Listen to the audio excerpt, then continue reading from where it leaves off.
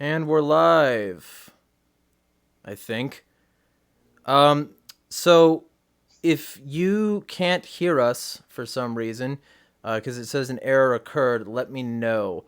Um, I think we're on, but anyway, did I set my reminder? I don't exactly know what you mean by that, Mod O.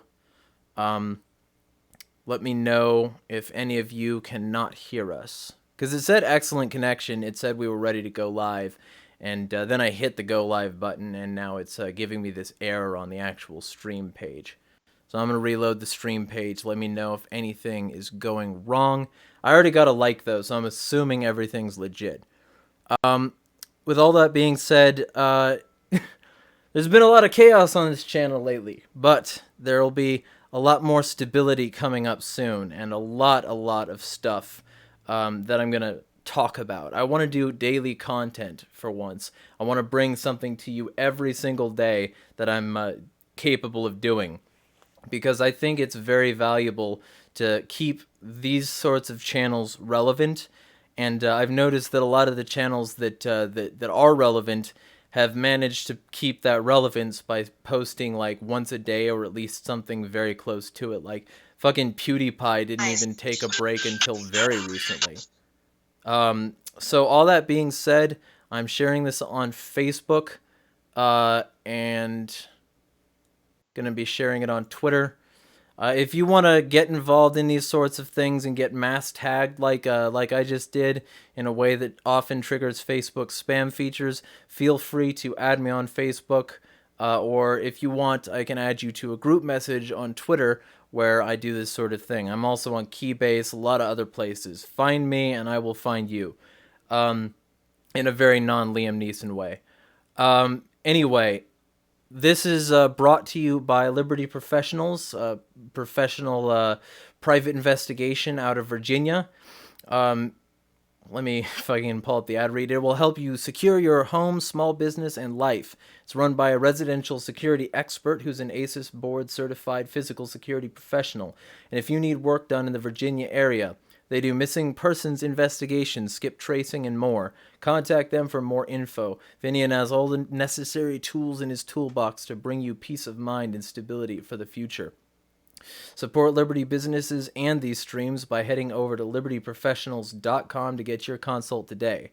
So, that's the ad read, and that by the way is a good way to bring up the fact, for any of you who have been following my shit recently, I just got canceled on Twitter by somebody who thought they could just lie about me.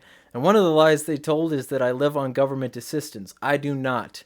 I live on the sponsors and anybody who wants to support me. And my primary sponsor is a longtime supporter, Finian Cornelison. So shout out to you, and shout out to your private security and private investigation services. All of that has been very helpful to me, these streams, and maybe even Liberty. I don't know. I'm kind of an asshole. People might avoid it because of me. I'm pariah. I'm canceled.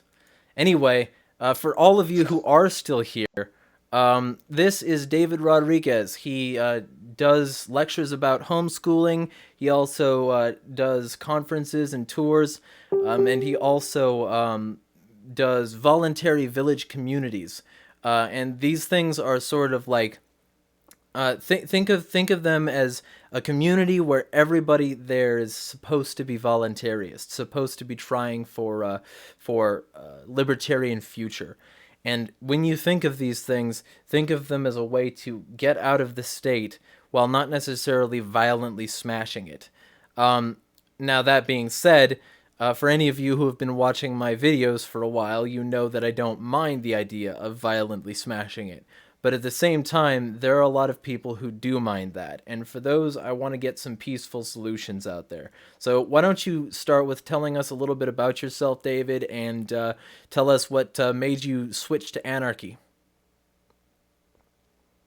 Awesome. Well, thanks for having me on the show, Jeremiah. And well, I found anarchy, and I prefer the word voluntarism, and even avoiding all labels in general. You know, I consider myself a human being, just a freedom lover in general, and I found true freedom, voluntarism, self-ownership through following Ron Paul and seeing his election get stolen in 2012, I was so excited. Yeah, he's going to save us from the military industrial complex and the Federal Reserve and everything that's crazy and stupid about government right now.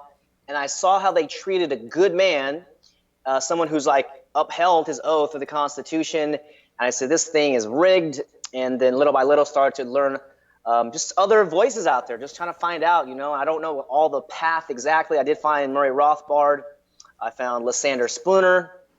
And it turns out that people have been talking about living statelessly for generations. And so this is why they make anarchists seem like the dangerous people or violent people, initiators of aggression and violence. And it's the exact opposite. As some of your listeners may know, anarchy just means no rulers. It's I rule myself, you rule yourself, and we bear the responsibility of our actions or inactions. There are consequences in natural life. And so that's what it is. And then just understanding just the state isn't just content with stealing 40% of our income and forcibly injecting us with toxins and all the things that they're doing, killing people on video camera, which police do, and they have no accountability, all these things Qualified and more. immunity even. They want qualified immunity. What a ridiculous concept. And so now people, because of the internet, as we were speaking earlier, like the internet's been around for 20 years. This is revolutionary technology. What we're doing right now is not normal. Before, you had to get a license from the FCC. They had a monopoly on television, radio, newspapers, all that stuff. And now through publishing, like you've been doing and myself, we can now put out basically any type of content, except when we get flagged or these basic things. But for the most part, we can put it out there and we can build our own platform, build our own audience.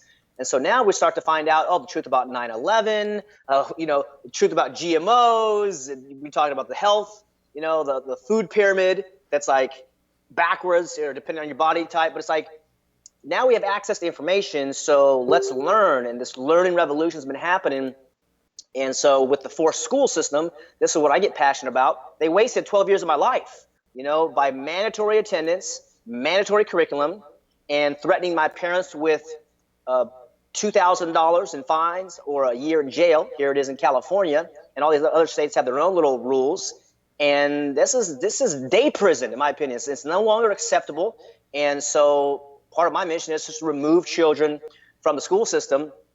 And then, as you mentioned before, going to various conferences, I meet great people like yourself, your audience, people like this. It's like, man, you guys are awesome, man. We can just have a great time, hang out, talk about freedom and what do we do. And then after a week or two, whoop, everybody goes back home. I go to California, everybody goes to New York or Washington or Nevada. It's like, man, I got to wait 11 more months till I get to see my freedom friends again.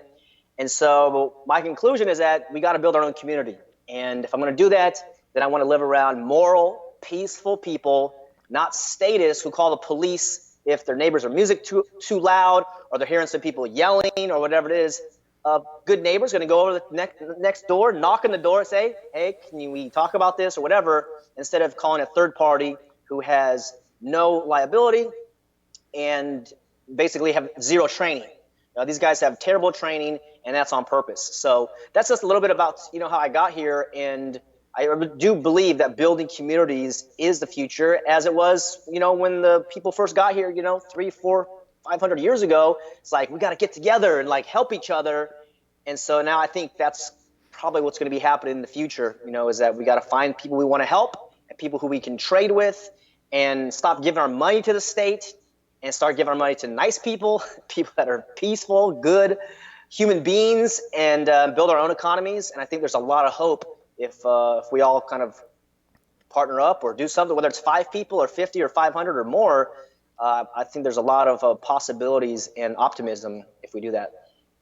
Okay, well, first I just got to say you're talking to the opposite of an optimist. I'm a very proud and avowed pessimist. So I'm going to ask a lot of semi-challenging questions probably. But the first thing I'll bring up is that one of the things that I've talked about recently is that I dispelled the war on cops. I did an over an hour long presentation on how that's fucking bullshit. And one of the things that I found out is that cops are trained, but they're trained in escalation.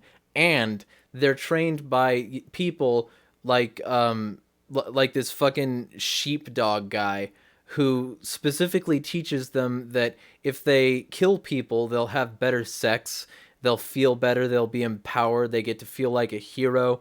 Um, Wow. and it's so fucking, it's really sick. So what I like, and his particular mentality was he came back from wars. He was a lieutenant colonel. David Grossman is his name. I just remembered. Mm. Fucking had a mental block there for a terrible little second. But he has this entire ethos built around conditioning responses to overcome the inner child in somebody telling them that killing people is wrong. And so he specifically teaches people to shoot first, ask questions later, and don't worry about being sued. And then that combined with the high rates of spousal abuse, the high rates of childhood abuse, the high rates of you know, hostility toward the common person, treating them like an enemy combatant. All of these are massively propagandistic, but problematic. And I wanted to get to the point where we discussed first off, because a lot of people immediately ask this: how would security be handled in these voluntary communities? Hmm. Right. Safety is number one. This is critical. And so I had this same question. This is about maybe 5 years ago or so, because the question is, what about the roads? But for me personally, it was like, what about the police? What about the fire? I mean, these are serious concerns. Rothbard covers this in his book, For New Liberty, very well written. He goes through all the incentives and interest and rewards and these kind of things. But in this simple conversation, it's that human beings will take care of it. We will take care of it. And if you guys aren't familiar with the gentleman out of Detroit, Michigan named Dale Brown, he runs something Yes. called the Threat Management Center. And I've flown out there, saw his facility, went on his boat, went in his Hummer, and saw it. I was like, my God, dude, this is fucking beautiful, buddy. This is great. We got to franchise this. So that's what his plan is. So he's working out the manual and all the franchise type scenarios, because what he did, he started that security company. He doesn't even call it private security. He doesn't like that term. He calls it preventive threat management. Yeah. His whole philosophy is you create the conditions where crime cannot occur, because as we know, cops, they don't prevent crime. They show up later and they're like, oh, they come, oh shit, they shoot the guy who calls the cops. No, I called you. Shoots him. Oh, that guy called us? Damn. I mean, after you see this a few times on video, you're like, this is nuts, dude. What is going on? So Yeah, or they his just whole shoot philosophy some is kid prevent holding a it. toy. A toy, 12-year-old, 10-year-old, 11-year-old kills them, and various cases, and nothing happens to these cops because of their thin blue line, and their gang. They're a mafia organization, and don't let me denigrate the entire human that they are, but they've been propagandized, brainwashed, trained that people that quote the Constitution or libertarianism, whatever, those are the threats. And, because we have this badge and this costume, we have authority. And it'll As make you come better. Lysander Spooner said, right, it is. Yeah. And I can't believe that guy. I think I did hear about that guy, Grossman. But and so what happens when you give people authority without responsibility, the psychopathic nature, which can arise in any of us, I would say, comes up, and then they're buddy-buddy. They lie in reports. They lie in court. And it's just like, being the cool kids, on the football team or something. And it's like, I got your back, buddy. Yeah, we're a team, like that. It's like, well, what about the peaceful kid who we just shot, or the mother? And so Dale Brown at Threat Management Center was my prototype. And I said, my gosh, he's been doing this for this many years. I went out there, I've interviewed him. He spoke at my conference before. And it's like, how can we do this? And his philosophy is pro-human, or he calls anti-kill philosophy. Right. And so when he shows up if it's your brother who made the call, or your sister who made the call, even if they're strung out on drugs or drunk or beating people, you still come up to your brother, like your brother, say, hey man, what's going on? Hey, come talk to me outside or something, man. Versus the cops who just, shoot now, ask questions later. So I said, that's your philosophy? He's like, yeah, it's in my manual here. And this is a manual from like 15 years ago. I was like, wow. So he started with just him and his dog Right. and a rifle in urban Detroit, where he's like, people think cops are like how cops are on TV. He said, in urban Detroit, you'll call the cops 911, they will not show up. And he's like, it's funny when the police come over and say, hey, you give us a bad name and stuff like that. He said, no, you guys give yourself a bad name because you guys don't show up. He said, yeah, we do. And so he'll test them out and say, hey, okay, call the cops. Wait an hour, wait 2 hours. They don't show up. And Until it's too so, late and until they have a anyways, thing his to business clean model. up to justify their bullshit job. That's right. That's right. So in this voluntary village or voluntary community or town or whatever you're calling it, I like the village because it gives that kind of like family feel of like, I can trust that person. I can trust that person. And we're like a little tight little thing. I think with mass connection, I think people are starting to build tribes again, decentralizing and choosing who you can befriend and make business relationships with, or intimate relationships, or whatever type of connection that you want. But we can't have 5,000 friends in real life. We might have 50 or 100 or maybe 200, but in a village, something small like that, you would know who your neighbor is, and you would Right. know their preferences or things like that. But from a voluntary standpoint, the three principles that I stand on are self-ownership. You own your body and the fruits of your labor, the actions or inactions. And number two is the non-aggression principle. I can do whatever I want as long as I don't aggress against you or your property. And number three, self-defense principle. If you aggress against me on my property, I can defend myself and I have to justify it later. And so what I love about Dale Brown, he's like, his guys don't even carry guns most of the time, Mm-hmm. because he said you can resolve almost any situation with non-lethal means. And he said, let's say somebody does break into your house and they were going to steal your jewelry or they were going to do some bad shit, and you kill him. And now he's in your living room and he's dead. Well, good. Well, now you killed this guy. Now this guy has a family. So now his family's all sad. And maybe this guy was drunk. Or maybe he said he's a drunk college kid. And so he was just, fucking up, and you killed him. So I like the philosophy of pro-human, pro-living, pro-life, the anti-kill philosophy. And so just like when people say, what about the roads? Who's going to build the roads? People will build the roads. People want to be safe. They want to be protected. The problem is that we've outsourced our safety and protection to the police. To a force So they're having monopoly. a problem. To a forced monopoly, they don't know how to negotiate. They don't know how to communicate, which is all trainable. And this is what some of the stuff that he does in his workshops and his trainings, which, by the way, he gives free trainings to kids and to women in the community, because he makes his money by protecting cargo, expensive cargo for large corporations. So he makes good money doing that, and he's able to have a charitable wing where people can call him up and he'll go out there for free. And that's all available on YouTube if you look up Threat Management Center. Right. And there's I documentaries done about him. I remember hearing a lot about this organization through Reason Magazine a while back. I liked their Anarchy in Detroit series quite a bit, and that's how I found out about them. And honestly, whenever somebody would talk about like, well, how could police be less violent? How could they be more proactive and less reactive? I always tagged them on Twitter, so maybe I'll get him on to interview about that specifically, because I'm also having relatively soon Rayford Davis, who's an ex-cop but now a voluntarist, on my channel to discuss like what led him to these conclusions. The talk about some of the corruption that he experienced on the force. And I phrase it that way specifically, on the force, because it's definitely not in the service. But like, all of that aside, it's something I always bring up. People are always saying like, well, how would you pay for X, Y, and Z? How would these things get done?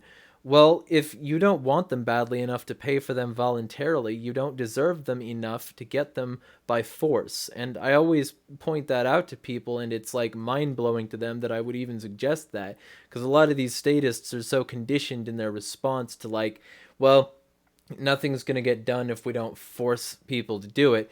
And a lot of these people also didn't have to work for these things ever, so they're not attached to the force mechanism that brought these things to them. And so I try to bring this up to people and I try to get them on board. But one of the things I wanted to ask you is specifically when it comes to communities, there's a decent chunk of communities that exist simply because these communities were built around the statist ethos and for the statist mindset. And one of the things that led to that statist ethos and mindset is the schooling. And I wanted to ask you specifically, what is your most salient argument for homeschooling? Because the Pavlovian conditioning, the prison-like response mechanisms that they train into people, the fact that you have to ask to do basic human functions, all these things train a subservient class of people. So is that your primary argument, or do you have a better one? I think the most damaging thing about forced schooling for 12 years by complete strangers is the habit patterns that a child develops. So, like you mentioned, getting permission to urinate and defecate, this is deeply immoral, and you have no freedom to choose what you study from age 6 to age 18. So it's habits of obedience, habits of provisional self-esteem. You can't feel good about yourself unless somebody else tells you to. So generally the curriculum, like you'll hear stuff about like Common Core curriculum and these kind of things. Yeah, it's terrible curriculum, but more detrimental to the child are the habits that he or she is developing and strengthening. And the other point is that these children, and sadly their parents, they don't know what an education is. So I've been doing consulting and these types of education events for about 5 years now. And, working with John Taylor Gatto, the famous teacher from New York, check out his stuff on YouTube. He's got some great stuff. You actually have time to think about these profound questions of like, what is an education? What is achievement? What is intelligence? Because a lot of people think, and they're trained this way, that if you get a 4.0 GPA and high SAT scores, then that is success. Or getting into college is success. But up to date, my conclusion is that an education is not something that anybody can give you. An education is something you do to yourself to create a good life. And Right. this begs the question, what is a good life? That's up to you, mom or dad or child. And that's really the most important thing, is that this is not your life. This is your child's life. You are a protector. You are a guardian. They need you for a period of time. But at some point, you got to let the child go like a bird, fly the nest. And depending on what your philosophies are, I believe that the sooner they can feel the real responsibility of being a human being, the better.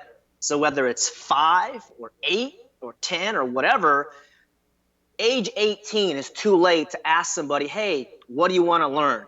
You graduate high school, what are you going to do with your life? And you're like, in your gown, you're like, is this my life? I wasn't sure, because the last 12 years you're bossing me around, telling me what to do. And so that's the key point, is that they don't know what education is. And I just gave that definition. And then intelligence, really important thing about intelligence. Like the great scientist Buckminster Fuller said, I believe every child is a born genius. The challenge is they get de-geniused trying to please their teachers and please their parents. Or what Pablo Picasso said, he said, every child's a born artist. So just like you, whoever's watching and listening, when you're born, your parents were like, oh, he's going to be a conformist and he's just going to do what everyone else does and, get a job and, live an unfulfilling life. They say, no, like Simba, this is the one who inherited the kingdom. He's going to do great things. She's going to, fulfill her dreams. And then by the time age 6 and life goes on, you got to pay the bills. It's like, ooh, they need a break. So there's two things. One is what is an education? And mom and dad, what is your parenting philosophy? So if you're not into or know about peaceful parenting, or maybe there's called gentle parenting, but it's actually employing the non-aggression principle with your child, because your child doesn't know what's going on. They're still pooping in their pants, getting their 5 senses all together. The only example of a human being they have is the mother and the father, or maybe some intermediate type family members. So this is why it's important to have that community aspect of it. So those are some of the other things. And then intelligence, I think, would be a really important thing to define too, in my opinion. It's not grades, not SAT scores, but it's when somebody moves closer to their own self-selected goals. That is my definition of intelligence, getting closer to your own goals. And if you're moving further from your own goals, then that is stupidity or dumb or the opposite, anti-intelligence, however you want to call it. These words have been complicated by the state school system because the state is an organization and they have interests in your child for tax paying purposes and the political process. So when they're 30 or 40 and somebody comes across and says, hey, the state is illegitimate. They have no authority. They have no contract with you. You have inalienable rights.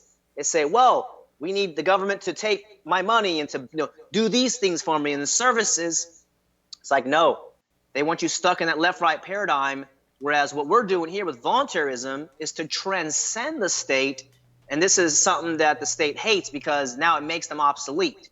So it's just like, imagine if McDonald's was run in the school system. What would they learn from age 6 to age 18? How to make a good batch of fries.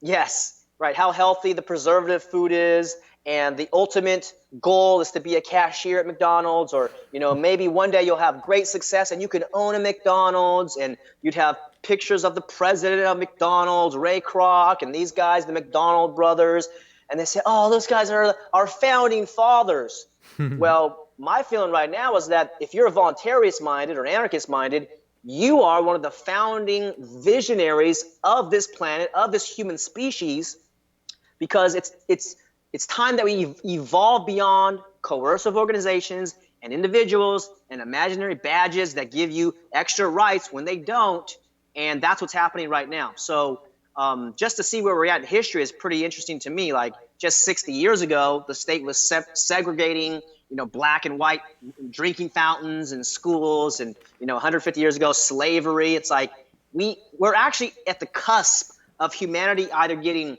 super free or super enslaved, and the cabal, whether you call them the Bilderbergers or trilateral guys or Skull and Bones fraternity out of Yale, all these different intermingling cabal of super wealthy people, they're serious about a global state. Yep. I don't know if you're familiar with Agenda 21, United Nations. Oh yeah, that's what Greta Thunberg on that doing. Particular score.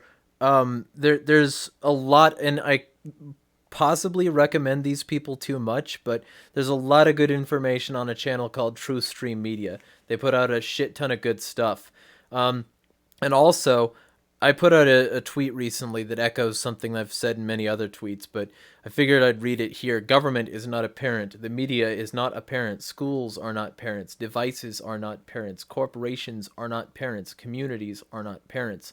Only parents are parents. If you don't have the time to do it right, don't be one. Stop delegating responsibility. And I think that sort of speaks to what you were saying, and it also leads me to the question, can you describe peaceful parenting? Peaceful parenting is just employing the non-aggression principle as a parent. So although your child is 3 or 5 or 8 or 10, they're a human being. So I don't know about your listeners, I was spanked growing up because my parents loved me, and they were religious and they were doing the best that they could, and I forgave them for all that. I don't fault them. But at some point when I was getting spanked by my parents, I had the feeling of hate towards my parents. And as I think back on that, it's like, why did I hate them? Because they were using violence against me.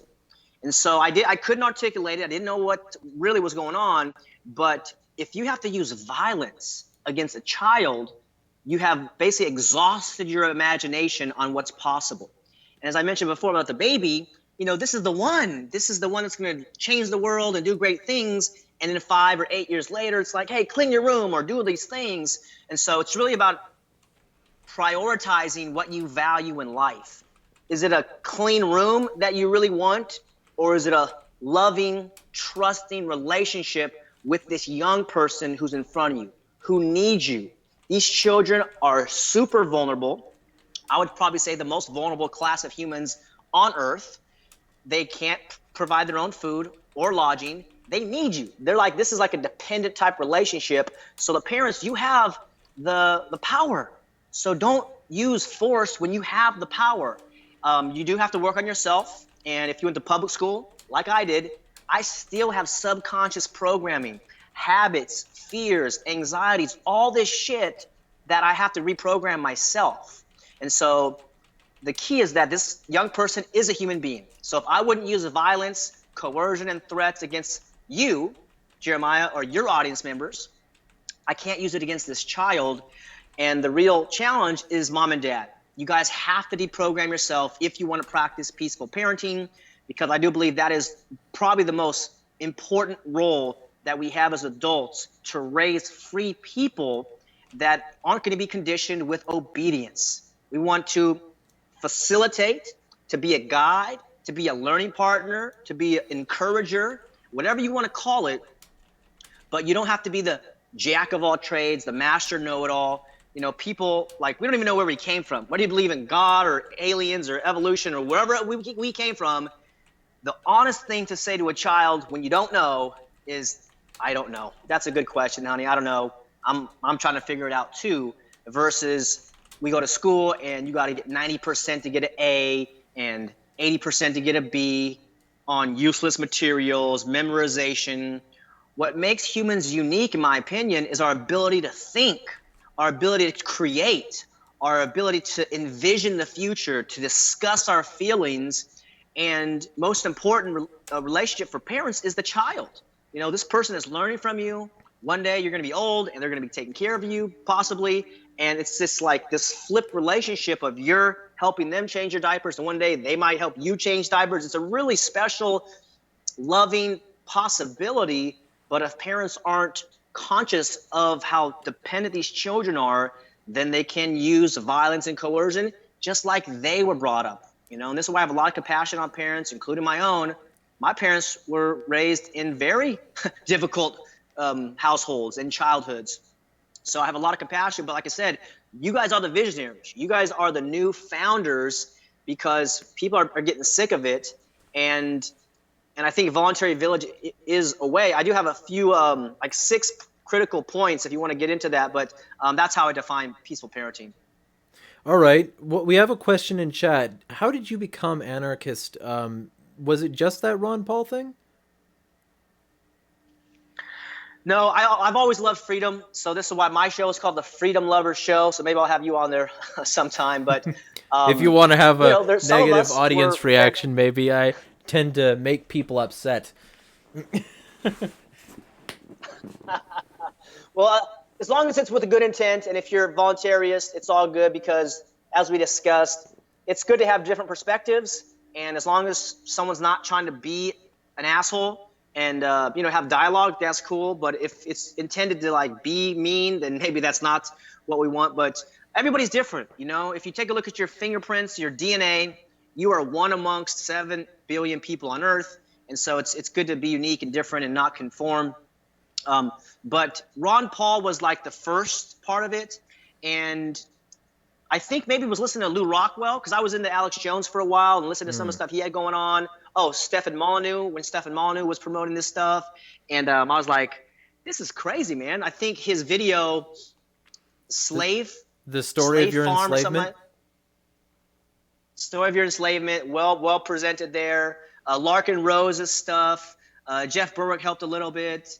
And pretty soon, you're like, oh, man, yeah, where did they get these rights? I mean, Lysander Spooner was a big one. You know, the Constitution of No Authority, right in the first, like, half a page, he destroys the entire Constitution, which is the whole piece of paper that gives all these states their authority, apparently.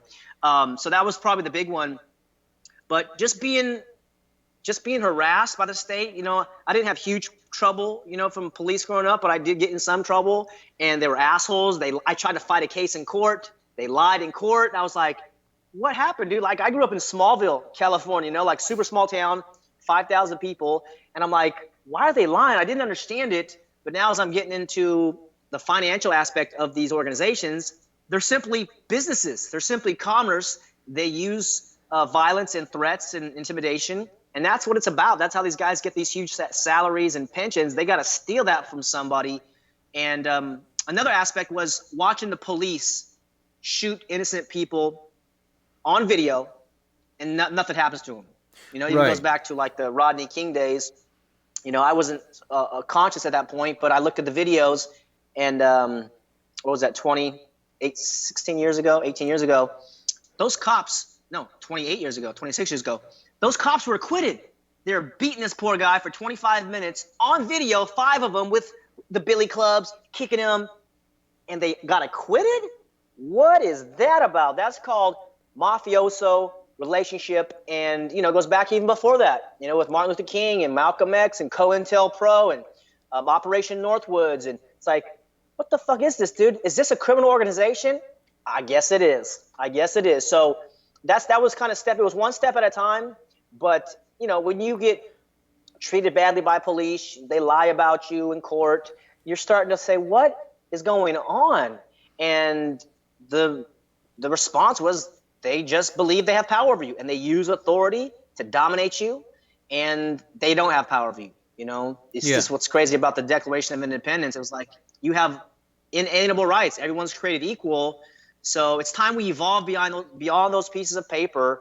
And I think each village would have a code of conduct. That's a point up here, number 2, is that in the village, it would be a voluntary type organization. And we would get together and say, hey, we are creating a voluntary village. We're going to employ these basic principles of self-ownership, non-aggression, and self-defense. Does anybody disagree? Okay, there's the door if you disagree. We're doing that based on these 3 principles. That would be the code of conduct. The other challenge with these villages would be a conflict resolution procedure. So you asked about the police and safety. Well, what about the judges? What about the courts, right? So we'd have some procedures there, and there's a city in Mexico called Cheran, Cheran. Yep. They kicked out their local government. Stateless. They got 20,000 people, and they kicked out their local governments. There's no state authority in there. And so they have a very maybe tribal way of dealing with conflict, but they figured it out because they were sick of being harassed and robbed and coerced by the state and these mega corporations. And so they're a great example of how to do it. But those are the big ones. Okay, so how do we deal with conflict? And so you can have arbitration, but how I think it's going to happen is there'll be application process.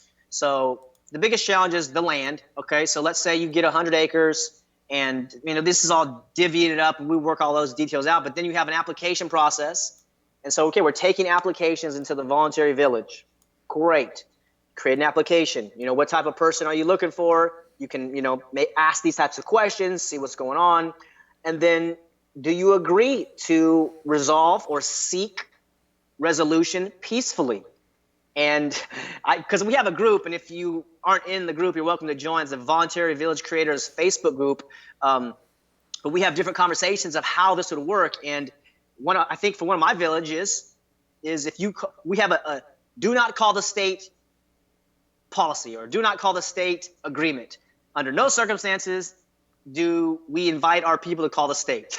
And that's kind of tongue in cheek, but it's true. Like, how would you do with the security, the perimeter around your village? Fences, no fences, dogs, guns, whatever it is. These are really important conversations that are happening now because people are starting to get into their intentional communities, their villages, and so these things have to come up. But once we get the prototype, I think more of them will roll out. So there's an application process, the code of conduct, and a probationary period. And so, in my opinion, somebody who joins, it might not be their cup of tea, because living around people who maybe are passionate or committed or strange, as we might be considered, you want to see, do I vibe with them or not? So they can have their land or have their house or RV or whatever they decide to do, and then kind of have a probationary period so they can evaluate the situation, say, oh, I like it here. And then the other community members can evaluate their behavior or their personalities, say, okay, we like it, and make it a win-win, because it can't be dissatisfaction. So I think that's why the application process is so important. Maybe have an escape clause in there, if something goes on, and basically figure out the stuff by ourselves voluntarily with good hearts, good faith, looking at history.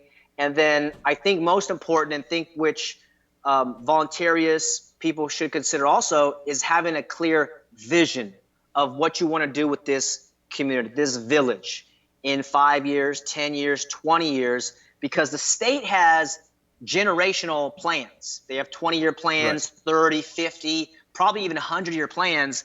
And if we're serious about freedom, that's what I spoke about in Narca Vegas this summer, was intergenerational freedom. That's what we got to get into, and then really getting that big vision and playing a bigger game. And so if we can have a vision of that, then we can say, okay, this is what we're doing, right? Like for our kids and for our grandkids, like we don't want them to be enslaved. We don't want them to get microchipped and use coercion and start to develop our own thing, our own economies, our own commerce, communication, transport, travel, shelter, all these important things. We're going to have to do it ourselves. And as we do that, other people will follow us, I think. We create a prototype, and we might be able to even kind of package that up and go around and train other people. But having a big vision is really important too. So those are some of the steps that I think each village would benefit from. And if you guys have some ideas, feel free to join the group and opine or put them in the comments below. But got to keep it simple. I think simplicity is really important. We don't want to complicate it, and you don't want to repeat what the Constitution did. And so these are some of the twerks and adjustments that I'm working on. All right, so there's another question in the chat. Are you willing to leave the USA to make a voluntary village? Absolutely, man. I am a resident of Earth, or I should say, I'm a living man on the land. This is one of the challenges: leave the U.S. or not. Last year, Mark Passio had a workshop in Acapulco, and he was asked the same question. And I respect Mark and his speeches and his thinking. And he said, although the U.S. has low morality and low consciousness, it's still overall higher than the rest of the world because of the tradition of liberty and dissent and disobedience. And we have the guns. So the state can't really do anything while we still have 350 million gun owners or guns in the hands of people who will die for their flag. Which is So why there's although they this are possible nationalistic, boogaloo happening in like Virginia. that's exactly right. Yeah, this is very alarming. I also saw, I think it was in that same law, they're making teaching jujitsu and Krav Maga Yeah, illegal. because those And are I was paramilitary like, activities according to the dumb fucks who wrote it. that's right. Yes, and Yeah. so I said, is this really happening right now? So it's like they're escalating it. I think they're shooting for 2030 because they have Agenda 2030 and the United Nations with all these contingent human rights. It's like, okay, we have human rights because the United Nations says we do. No, we have human rights because we're human, or you believe in God and the Creator endowed you with those rights of life, liberty, and property, pursuit of happiness. And yeah, they're trying to spark it somewhere. And an interesting aspect, I don't know if you heard of this guy, Gene Sharp. He has been in the same conversation as Gandhi and Martin Luther King. I just discovered him a few years ago. He's all about nonviolence. And he said, if violence is the only weapon that people have, then that's the only thing they're going to use. Yeah, But when if you have when another every weapon, thing looks like a nail, you act like a hammer or something. yeah, if the only tool you have is a hammer, then everything looks Yeah, like a that. nail. That's what the state is. The state is the hammer, and they're like, nail.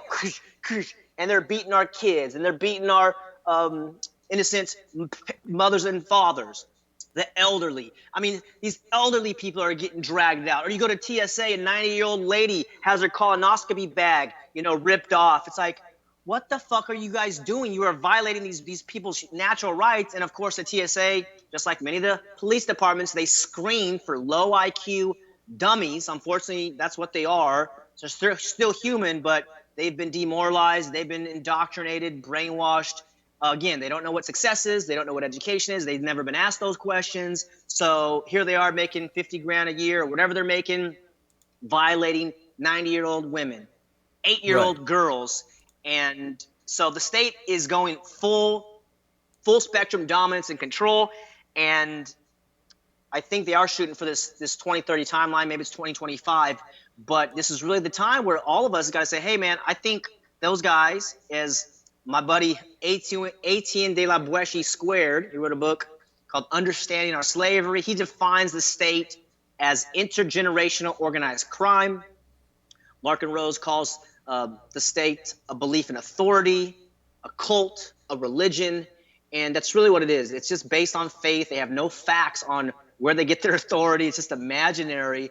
So this is why I say transcend, evolve, arise, and basically take all the responsibility that we've outsourced to the state.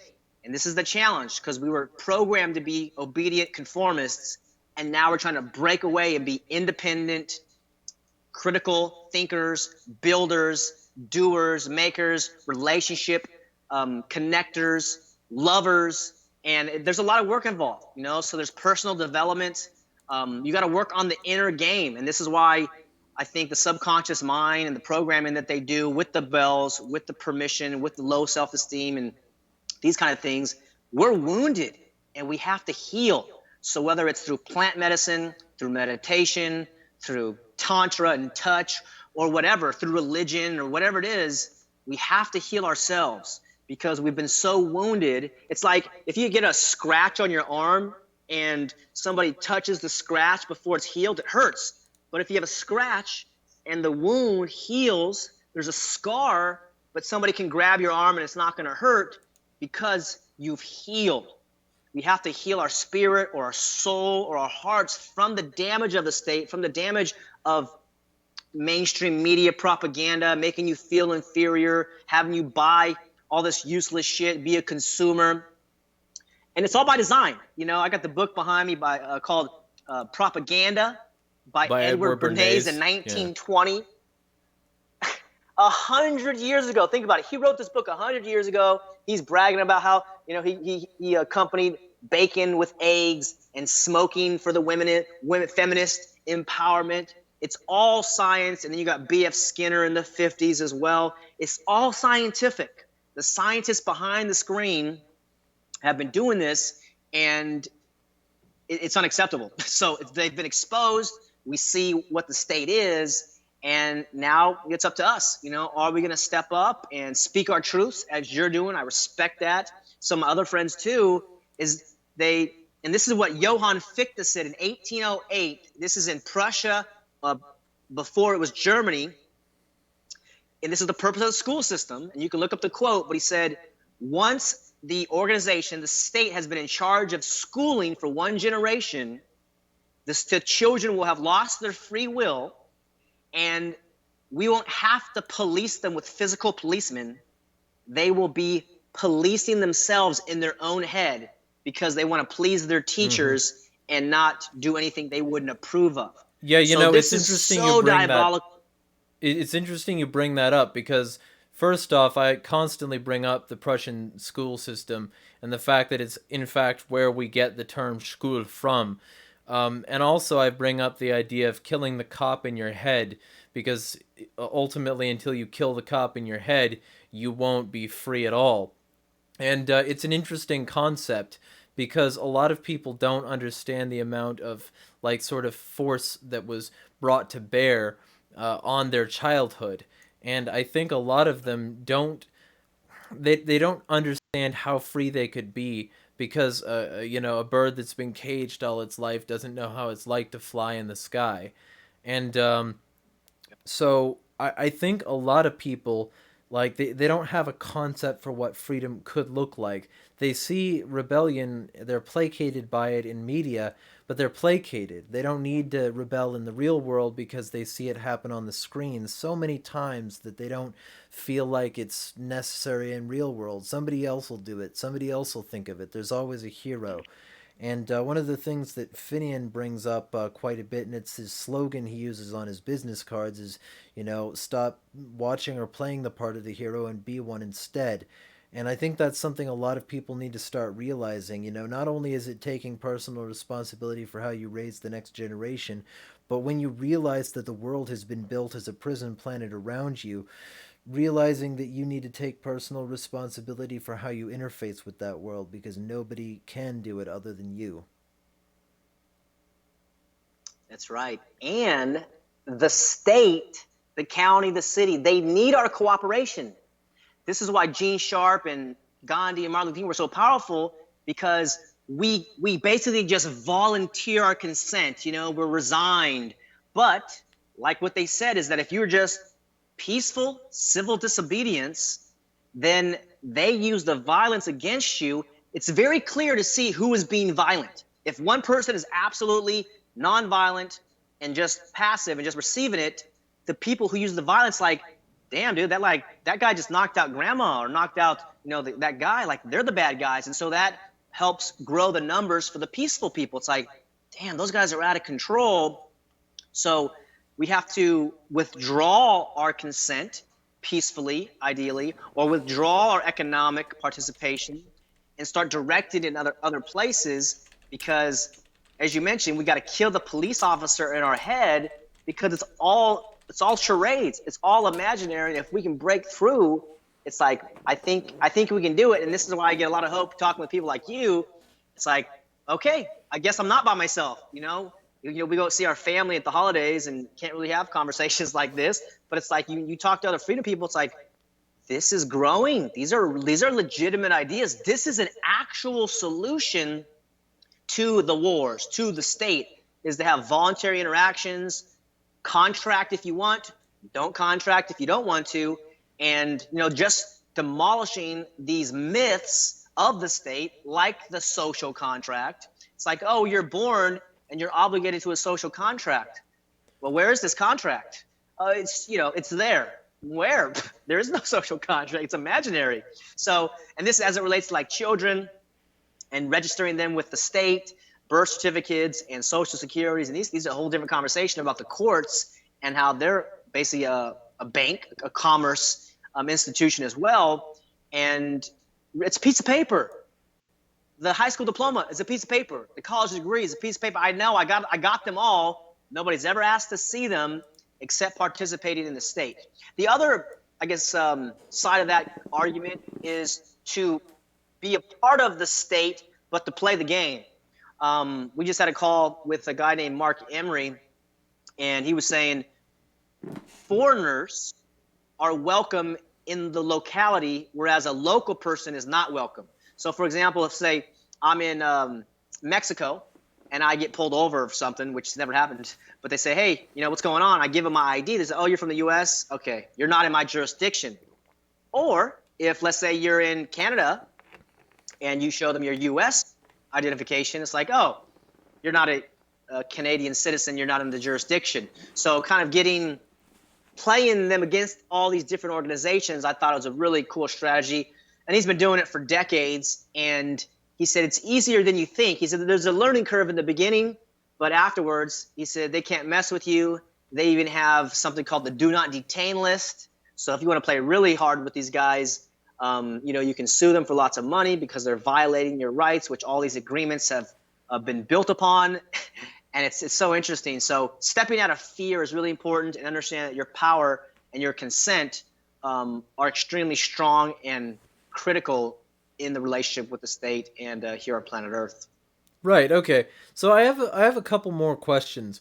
First off, you brought up Rothbard, but I'm wondering, because you're talking about building secondary sort of civilizations that don't operate in the same way that the state does. I had another guy on here named Shane Radliff, who, if you want to have on your show, I'm pretty sure he'd be willing to do that.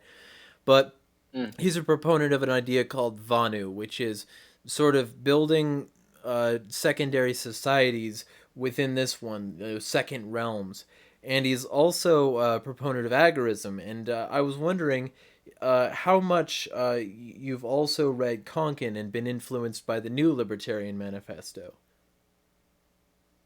You know what? I'm very unfamiliar with. I've heard the name, but even agorism. Agorism I just came across, I think, in the last year or so. just the intentional kind of counter economics to undermine the state. I think that's a beautiful thing. As long as it's all voluntary, I'm all for it because this state is massively out of control.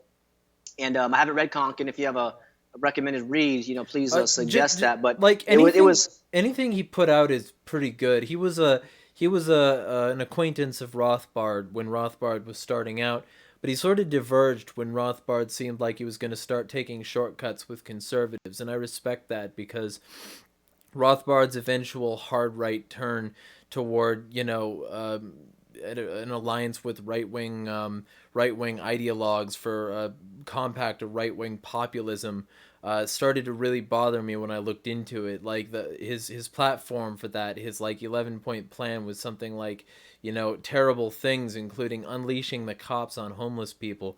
And Konkin didn't want to take shortcuts. He wanted to let things evolve naturally over time and let the black and gray markets choke the state.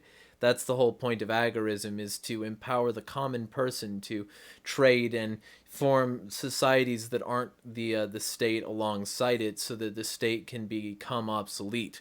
And I always try to bring that up to people. So if you're interested, because I just wanted to get your a feel for your ideas on that, check out the New Libertarian Manifesto. It's a very good book. But also then, on that score, because you're talking about building intentional communities, are any of these voluntary villages already here? And if so, are they connected with any of these intentional community sites that have inbuilt application forms? Because when I was looking for a place to live here in Spokane, I actually got linked to somebody's site, and it was all these intentional communities around here, and a lot of them weren't anarchist, but they were certainly like trying to deviate from statist norms. So either way, it's respectable. But I think it's open registration. So I was wondering if any of your communities are on these sites. Yeah, so I have over 1,000 people in that group, Voluntary Village Creators, and we've had conversations like this. There is a site, I think it's called IC.org, it's Intentional Communities. And one of the guys down at Fort Galt in Chile, he said he tried to put his stuff on there and they denied him. So on that website, it's a bunch of eco-friendly, maybe some religion, kind of like protecting the earth, these kind of things. And like you said, that's respectable. And what he experienced is that maybe going after, quote, anarchists or voluntarists wasn't really working for him. So he was going after entrepreneurs because there's kind of that innate independence, innate, I want to keep all my money and I don't want to pay you your tribute or your robbery extortion fees. A lot of entrepreneurs have that. And so they were getting some good quality people down there. I think they still are. But in this village, I think it's important that the values or the principles be established, in my opinion, because you don't want people coming in there not knowing that this is about freedom. And I think that's why people are starting to speak up now, is because before they were afraid to speak up. There's one lady, Sherry Peel Jackson, a former IRS whistleblower. She was a Christian homeschooling mother. They put her in jail for 3 years. Why? Because she was going around the country teaching people how to not pay taxes. She didn't say, don't pay taxes. She said, here's what you can do if you want to write off all of your taxes and keep your money. So she didn't even go as far as Irwin Schiff did. Right. That's right. Yeah, she wasn't out there saying, don't do this. She was saying, I'm a former IRS employee. I worked there for 8 years. Here's how the game works. Here's how you can play the game. And they jailed her for 3 years. 3 years over a misdemeanor.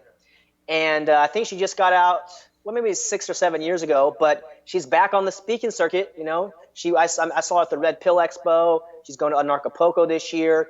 And I actually interviewed her, and I kind of asked her, so you're a mother, like, how are you so courageous? And she just, from her Georgian accent, she's like, well, she said, if we don't do it now in our generation, how much money is our kids going to have to pay the IRS? Right now it's like 30, 40%. Are they going to pay 50, 60, 70%?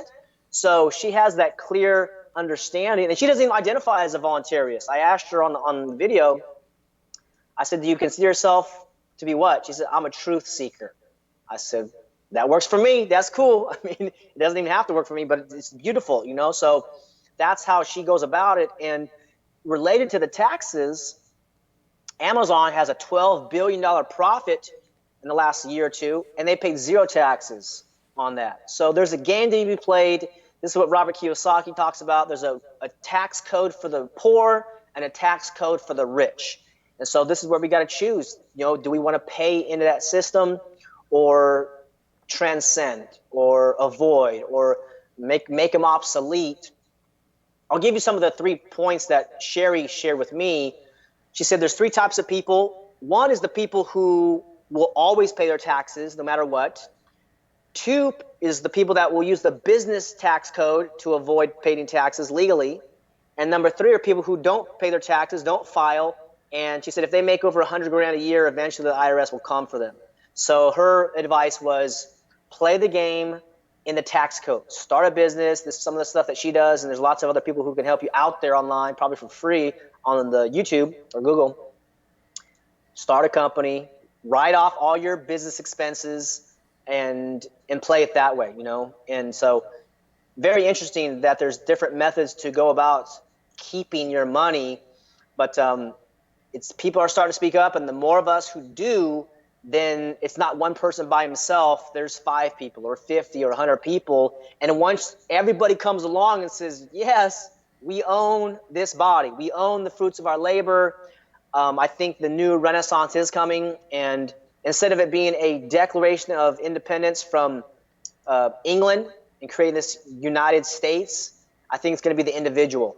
And that's one thing I love what Berwick says, is that hopefully one day there'll be 7 billion governments, everybody governing themselves, leading themselves, and taking responsibility for their actions. You know, it doesn't mean you can go out and hurt people or damage or steal property, but you can ingest what you want, say what you want, as long as you don't use violence and threats and coercion in doing so.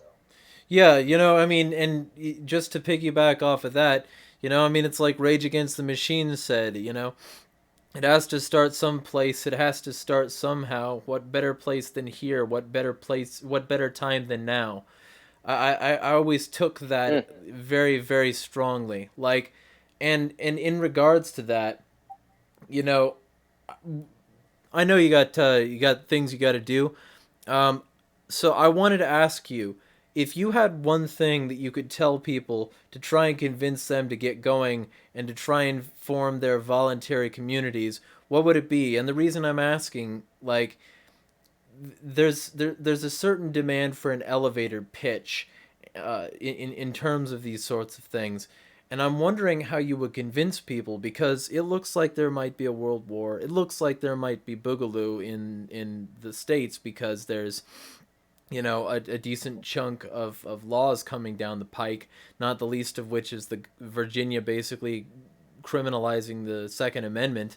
Um, there's a significant amount of things to be said for trying to form these sorts of things now. What better time than Mm. now? And I wanted to ask Right. you how you would convince somebody, how you would put that chill up their spine, put the fear of God in them to try and get them to like straighten up and do this. Well, first of all, I'd ask them questions about what they see happening. The canary in the coal mine for me about 5 years ago was the forced vaccines out here in California. So let alone the compulsory schooling, the terrible curriculum, the habit training. Now they're adding the forced vaccines on that. I said, man, parents are going to be lost. This is crazy. And so that was in California. And then now I think it's 8 states that are doing it. And I think there might be 3 or 4 more coming in the next year. And they don't just want to mandate the kids, the children. They want to do it on all adults. So that was the canary in the coal mine. I would ask them if they're able to see what's happening, because some people aren't ready for the message of independence, self-reliance, conscious, voluntary relationships. And unfortunately, if I've experienced with my family, some of them don't care about the truth. Some of them want to live in their bubble. I still love them, but my goal is to go ahead. Like Wayne Gretzky said, he said, I don't skate where the puck is, I skate where the puck is going. And we see tyranny continuing to happen. So if we can be the leaders that we are, the visionaries, and prepare a place for our family or from the people who come behind us, which is so interesting to creating these prototypes of these voluntary villages, some of those 6 steps that I mentioned, we can work this out. We can figure it out. Then we can leave a trail or breadcrumbs of people for people to follow behind us. So I'm not trying to persuade people any longer. I'm asking people, what do you think about these forced vaccines? What do you think about paying 30% of your income? What do you think about needing permission to travel in your own car? What do you think about property taxes, paying 1% of your property value after it's already paid off? I mean, this is criminal mafia type stuff. And if you don't get that, I'm sorry, you'll get it later. But I want to work with people like you and Berwick and Larkin Rose and people in Acapulco, people in other voluntary groups. Like, you guys get it. So I want to talk with you guys. I want to work with you guys, and then we can go out and create stuff around us. Fortunately, I mean, I'm in an urban area in California. If shit hits the fan right now, I'm in a bad spot. They have like condos and all types of stack and pack type, apartments and condominiums going in. I can see Agenda 21 unrolling in front of my eyes. And so one of the safe things, whether you join a community or not, you want to definitely get out of the urban areas. And that could be a town of 5,000 people, a town of 20,000 people. But my suggestion is have at least an acre or two for yourself. 3 or 4 or 5 will be better. But by yourself, you can be picked up, whether it's CPS coming for your kids or the CDC. I think now, I don't know if it's actual U.S. law now, but they can quarantine you. If they deem you as a health threat to the community, they can quarantine you. And that's what they were doing in Soviet Russia, calling you mentally ill. They would take you to the mentally ill hospital, and it's like they disappear you. So if you have a community, whether it's 5 or 10 or 20 people, now you're less likely to get picked off.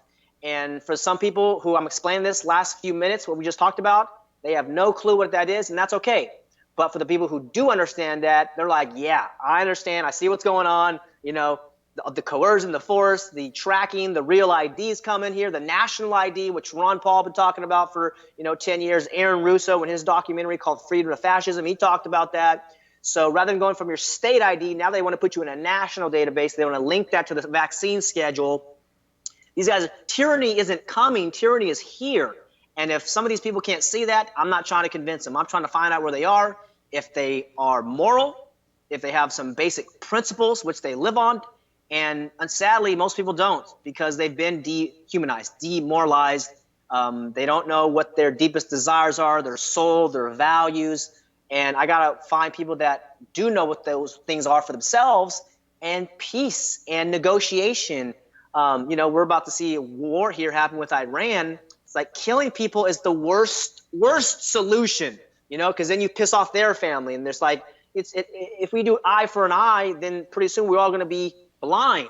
So it has to stop somewhere. And I think if we can leave the urban areas, maybe get your own piece of land, do your own community, I recommend you do that. But other people who don't see that boogaloo's coming, they have no idea the importance of the Second Amendment, how there's very few countries that even have guns now because they've been disarmed. They don't understand what's happening with the United Nations, the plan for global enslavement. These guys aren't playing around. I think as we realize that, we'll start to step up our game, like we're doing now, and talking and being courageous. And it's definitely a fight for humanity. And I know you say you're a little bit pessimistic. I know it could go bad, but if we get together, work with the good people, build businesses, get independent if we can, and learn and help each other, we far outnumber them. And that's a problem for them. So I think the elite are getting, I don't even like the word elite, the cabal, they don't like the internet, So this is the other caveat. If the internet stays free, I think a voluntary world is inevitable. But if they crack down and censor the internet like they've been doing for the television and radio, newspapers, for 3 or 4 generations, we got trouble. So keep producing, keep speaking out. And I'm not trying to convince anybody. I'm just trying to speak my truth and build positive relations with other freedom lovers out there, because I don't want to lose the glimpse of hope that I see. I see it expanding. I see it growing. There's more events happening. I don't know if Spokane is Eastern or Western Washington, but I got some friends up there, and I'm trying to help them start their own little event. Some of them can't make it to Acapulco or Vegas. I'm saying, hey, start your own event. They got a group called Washington Voluntarists. You can join that group. There's Arizona Voluntarists and Santa Cruz out here in California where I'm at. But I think linking arms, building your own tribe where you are is important. Geographical support is important, and I recommend people start there, and little by little they'll start to find these good people, and it's like, and these people are awesome. I have freedom barbecues, and we just did a homeschool training on New Year's Eve, a freedom family training, how to keep your home address private, and just different tactics. And there was 25 people there, and so Right. we're going to grow these types of local events. And there's a lot of hope. Very cool. All right. So, with all that in mind, what do you want to tell people to get them to go to your Facebook? So I would say this conversation, join me at the Freedom, excuse me. Well, my show is called the Freedom Lovers Show, and I'm on Instagram there. But the Facebook group is called Voluntary Village Creators. That's where we can continue this conversation. If you have homeschooling needs, I do homeschool consulting. I'm also principal of a private school, so I do accelerated graduations. I can graduate your 15-year-old or 14 or 16-year-old and get them out these school systems. I do apprenticeship consulting, help you create apprenticeships. We didn't talk about that. Maybe we'll talk about that next time, about mentorships and apprentices. But those are the places to find me, homeschoolleader.com. And I mentioned John Taylor Gatto. So if you go to hisname.com, you can get his free newsletter, and he's on YouTube. But freedom is rising. That's all I know. I don't have all the answers, and I don't think anybody does, and nobody's perfect. I'm definitely not perfect. But if you can join us in the conversation, you'll find out that there's thousands of people who want to do this. And the questions are where to do it, in the country, out the country, what state, what about food, what about water, what about shelter. We can figure out these problems. These are problems we can figure out. And then the reward is that you'll be around like-minded people. Raise your kids in a safe community of peaceful, morally principled human beings, and then they can continue on and grow intergenerational freedom. Awesome. So, and it's funny you brought up the optimism thing. I am a pessimistic cynic. I don't have a positive outlook. I don't even think we're going to succeed. But I also take very, very much to heart the Robert Heinlein quote, where he says, "Certainly the game is rigged. Don't let that stop you. If you don't bet, you can't win." I think that the game is rigged. I think we're all fucked, but I'm not going to be one of the reasons that people didn't say anything. I'm not going to look back on the searing ash heap that is the planet and say I could have done something but remained silent out of convenience or fear or apathy or something. Nothing is worse than inaction. If you don't keep moving, you're standing still. And, as Sonic the Hedgehog said, if you have time to worry, run. It's all about keeping moving forward. So, I love that. Yeah, absolutely. No, the last thing I'll share here, and I'll hand it back to you, is that I have to be able to look into my kids' eyes, my nephews, my nieces, or even grandkids, and say, I tried. I saw tyranny come, and I saw it was here, and I tried my best. Like you said, I'm glad you mentioned like it's rigged. It is a rigged game, but we tried. If we're putting forth the effort, then when we exit this existence, we can say, you know what? I gave the effort. Now it's on you guys. Grow it and keep expanding it, because this is a game that you can't win, but it can only be played. So you might as well play with our best, play with our heart, love each other, and try to spread the peace and the freedom. And maybe there's a possibility that we can win. right, exactly. Yeah, I got to have you back on here to get deeper into detail on some of this stuff, especially since I think we could vibe on some of these conspiracies. And I can talk for hours about the AI superstate, the Bilderberg group, and the Davos elite, and all these scum sucking motherfuckers want us to endure. And I want Yeah. to really hit these subjects hard. So, with that being Yeah. said, everybody check out this voluntary village creators community by the link in the description. Find him on Twitter. I tagged him in the post. Find him on Instagram, anywhere. And these subjects can all be found in the link in the description, and also through the links that I'll be including on my site. But all of that being said, it was a pleasure having you on, and I look forward to seeing if we can smash this state. because that's the end goal, is to get rid of these scum-sucking motherfuckers for good. Anyway, all that being said, Thanks, Jeremiah. Happy New Year to everyone out there. I'm going to try and get daily content in, so keep it strong, never give up, and smash the fucking state.